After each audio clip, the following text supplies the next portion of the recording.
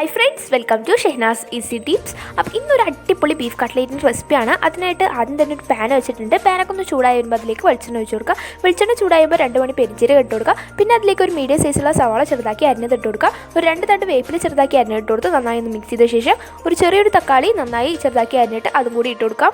ഇനി ഇഞ്ചി വെളുത്തുള്ളി പച്ചമുളക് പേസ്റ്റ് 2 ടേബിൾ സ്പൂൺ ഇട്ട് കൊടുക്കുക. നന്നായി വാടി വരുമ്പോൾ ഇനി മസാലപ്പൊടികൾ ഇട്ട് കൊടുക്കുക. ആദ്യം 1 ടീസ്പൂൺ മല്ലിപ്പൊടി, 1/4 ടീസ്പൂൺ ഗരം മസാലപ്പൊടി, 1/2 ടീസ്പൂൺ മഞ്ഞൾപ്പൊടി, 1 ടീസ്പൂൺ കുരുമുളക് പൊടി, ആവശ്യത്തിനുള്ള ഉപ്പ് എല്ലാം ചേർത്ത് നന്നായി ഒന്ന് മിക്സ് ചെയ്ത് ഇനി നമ്മുടെ വേവിച്ച് വെച്ച് ഉടച്ച് വെച്ചിരുന്ന് നമ്മുടെ ബീഫ് ഇട്ട് കൊടുക്കുക. നന്നായി ഒന്ന് മിക്സ് ചെയ്ത ശേഷം അവസാനമായിട്ട് കുറച്ച് മല്ലിയിലും പുതിനയിലും കൂടി വെതറിയിട്ട് നമുക്ക് ഇനി അത് കട്ട്ലേറ്റിൻ്റെ ഷേപ്പിലാക്കി എടുക്കാം. പിന്നെ ഇതിലേക്ക് വേണ്ടത് കുറച്ച് ബ്രെഡ് ക്രംസും ഒരു മുട്ടയാണ്. മുട്ടയുടെ മിക്സിലൊന്ന് കോട്ട് ചെയ്തെടുത്തിട്ട് ബ്രെഡ് ക്രംസിലൊന്നും ഉരുട്ടിയെടുക്കുക.